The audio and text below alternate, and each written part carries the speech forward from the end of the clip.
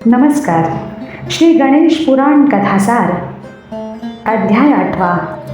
श्री गणेशाय नमः. सोमकांतास पूर्वजन्माची जाणीव. तपस्वी भृगुऋषी पुढे सांगू लागले. त्या गुणवर्धनानं अत्यंत दीनपणे मला सोड म्हणून सांगितलं, पण त्याची विनंती ऐकून कामंदाच्या मनावर काहीही परिणाम झाला नाही. तो आपल्या निश्चयावर ठाम होता. याला मुख्य म्हणजे त्याने अनेक पापकर्म केली होती. त्यामुळे त्याचं मन गुणवर्धनास सोडून देण्यास तयार होईना. मनाला सदैव चांगल्या गोष्टींची सवय लावली पाहिजे. मन हे नेहमी वाईट गोष्टींकडे सैरावैरा धावत असतं. मनुष्यानंच त्याला ताब्यात ठेवलं पाहिजे. कामंद गुणवर्धनास म्हणाला, अरे, तू विद्वान असलास तरी मला त्याचा फायदा नाही. तुझ्याजवळ काय विद्वत्ता आहे ती यमास दाखव. मला उपदेश करून तू उगीच तुझी शक्ती खर्च करू नकोस. मी माझ्या मनाचा राजा आहे. मला दुसऱ्या कोणाचंही ऐकण्याची सवय नाही. एखाद्या वेड्या मनुष्यास तत्वज्ञान सांगितलं तरी त्याचा काहीही फायदा होत नाही. तसं तू मला उपदेश केल्यामुळे माझ्यावर काहीही परिणाम होणार नाही. माझ्या मनाला काम, क्रोध, लोभ, मद, मोह, मत्सर या 6 शत्रूंनी वेढा घातलेला आहे. माझ्याजवळ अमाप संपत्ती आहे. त्यामुळे मी तुझ्यासारख्या गरीब ब्राह्मणास दया कशाला दाखवू? खूप दिवसांपासून ठार मारण्यासाठी माझ्या हाती कोणी आलं नव्हतं. बरं झालं, आता तुला यमसदनी पाठवतो. देवाचं शेवटचं स्मरण करून घे व मरणास तयार हो.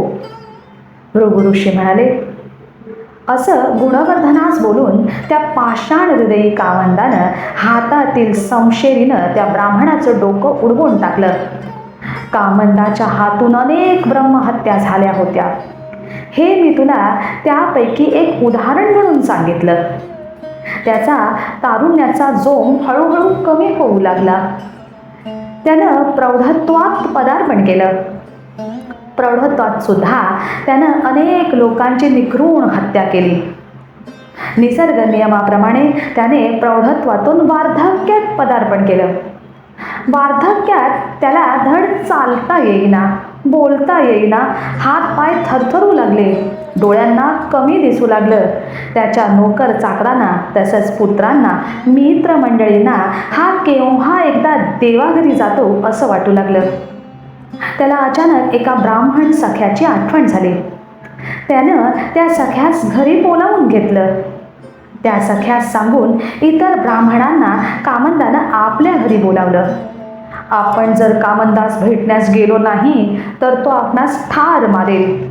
या भीतीनं सर्व ब्राह्मण कामंदाच्या घरी गेले. त्या ब्राह्मण समुदायास कामंदानं प्रथम नमस्कार केला व म्हणाला, हे ब्राह्मण जन हो, माझ्या हातून अनेक पापं झाली आहेत. मला आता सर्वत्र यमाची छाया दिसू लागली आहे. मला मरण्यापूर्वी थोडंसं पुण्यकर्म करायचे. त्यामुळे मी आपणा सर्वांना 100 सुवर्ण मुद्रा दान करणार आहे. यावर आपलं काय मत आहे? त्या ब्राह्मण समुदायातील 2 ब्राह्मण म्हणाले, शिव शिव, अरे रे, तुझ्यासारख्या महापातकी चांडाळाकडून आम्ही दान स्वीकारणार नाही. तुझ्याकडून दान घेतल्यानंच काय, तुझ्याजवळ उभं राहिल्यानं सुद्धा आम्हाला महापाप लागेल. आम्ही दान घेण्यापूर्वी तो मनुष्य सात्विक आहे का, त्याचे आचार, विचार, उच्चार कसे आहेत याचा विचार त्रिवार करत असतो. आणि ते स्वगृही परतले. ब्राह्मणांकडून नकार मिळाल्यानंतर कामंदास आपल्या हातून केवढं महापाप झालंय याची जाणीव झाली. त्याने ठरवलं की आपण थोडं का होईना पुण्यकर्म केलं पाहिजे. यासाठी त्यानं एका ओळखीच्या ब्राह्मणाचं सहाय्य घेतलं. कामंद ज्या अरण्यात राहत होता त्या घनदाट अरण्यात एक श्री विनायकाचं जुनं देऊळ होतं. ते देऊळ खूप वर्षांपूर्वीचं होतं. या मंदिराचा जीर्णोद्धार करून आपण पुण्य प्राप्त करावं असं कामंदानं ठरवलं. प्रथम त्यानं श्री गणेशाची प्रार्थना केली. त्यानंतर ताबडतोब आपल्या जवळ असलेल्या सर्व पैशांनी जीर्णोद्धार करण्यास सुरुवात केली. अत्यंत मनमोहक मंदिर बांधलं. मंदिराच्या वरच्या बाजूस कोरीव काम करून घेतलं. मंदिरातल्या भिंतींवर श्री गणपती अथर्व शीर्ष व श्री गणपती स्तोत्र कोरून घेतलं. मंदिराभोवती एक सुंदर बगीचा तयार केला. तेथे येणाऱ्या गणेश भक्तांसाठी पाणपोई बांधली. देवळात भक्तगणांसाठी मोठी घंटा करून घेतली. अशा प्रकारे कामंदाचे होते तेवढे बहुतेक धन मंदिराच्या जीर्णोद्धार करण्यासाठी खर्च झाले. उरलेलं सर्व धन नातेवाईकांनी पळवून नेलं. नातेवाईकांपासून मनुष्याला दूर राहावं. नातेवाईकांची कामापुरताच संबंध ठेवावा. त्यांच्यात फार जाऊ नये. त्यांचं अन्न सेवन करू नये. नातेवाईकांचा डोळा हा आपल्या संपत्तीवर असतो. त्यामुळे ते वरवर गोड बोलतात, पण आतून फार चलाख असतात. मनुष्याचा मोठा नातेवाईक म्हणजे तो सर्वात्मक परमेश्वर होय. मनुष्यानं एकदा का परमेश्वराशी नातं जोडलं की त्याचं जन्मोजन्मीचं कल्याण होतं.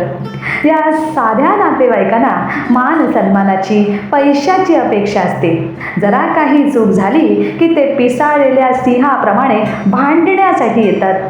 मनुष्याने परमेश्वराची थोडी जरी भक्ती केली तरी तो परमेश्वर आनंदित होतो. त्याला शुद्ध प्रेमाची अपेक्षा असते. काही महिन्यानंतर तो कामंद देवाघरी गेला. प्रथम यमदूतानं त्याला चाबकाचे फटके दिले. दगडांनी मारलं. उकळत्या तेलाच्या कढईत फेकून दिलं. त्यानंतर त्याला नरकयातना भोगण्यास दिल्या. त्यानंतर शेवटी यमदूतांनी कामंदास पापपुण्य हिशोब तपासनीस चित्रगुप्त व मृत्यूची देवता यम यांच्याकडे नेलं. यमाने चित्रगुप्तास विचारलं की याचं पाप आणि पुण्य किती आहे. चित्रगुप्तानं आपल्या नोंदवहीत पाहिलं व सांगितलं की याचं पाप खूप आहे, कारण याने अनेक लोकांना ठार मारून त्यांची संपत्ती हरण केली आहे. त्या मानानं पुण्य थोडं आहे. त्याने श्री गणेशाच्या मंदिराचा जीर्णोद्धार स्वखर्चानं केला. त्याचं पुण्य त्याला मिळालंय. यमानं कामंदास विचारलं की प्रथम पुण्य भोगणार की पाप भोगणार, लवकर सांग. कामंदा म्हणाला, यम महाराज, मला प्रथम पुण्य भोगण्याची इच्छा आहे. त्यामुळे यमानं सौराष्ट्र देशातील राजघराण्यात जन्मास घातलं. तोच महापापी कामंदा म्हणजे तू आहेस राजन. तुझ्या पुण्याईमुळे तुला हा जन्म लाभला आहे. भृगु ऋषींनी आपल्याला खोटच सांगितलं असं सोमकांत राजास वाटू लागलं. मी मागच्या जन्मी महापापी कामंदा कसा काय असेल, असा यक्ष प्रश्न सोमकांत राजाच्या मनात निर्माण झाला. तो काहीही न बोलता शांतपणे बसून राहिला. तेवढ्यात एक अद्भुत चमत्कार झाला. अचानक घारीसारखे मोठमोठे पक्षी आकाशातून आले व सोमकांत राजास आपल्या चोचींनी मारू लागले. त्यामुळे सोमकांताच्या शरीरातून रक्त वाहू लागलं. त्यानं भृगु ऋषींना मला यातून सोडवा अशी विनंती केली. भृगु ऋषी म्हणाले, हे राजन, मी महान तपस्वी ऋषी आहे. ऋषी मुनी असत्य भाषण करत नाहीत. असं असताना सुद्धा तू माझ्यावर विश्वास ठेवला नाहीस. माझ्या भाषणामुळे तुझ्या मनात शंका उत्पन्न झाली. तू मला गुरु म्हणाला होतास व गुरुवर विश्वास नाही. त्यामुळे हे पक्षी तुला त्रास देत आहेत. आता तू माझ्यावर पूर्ण विश्वास ठेव. केवळ माझ्या हुंकारानंही हे सर्व पक्षी पुन्हा दुसरीकडे निघून जातील.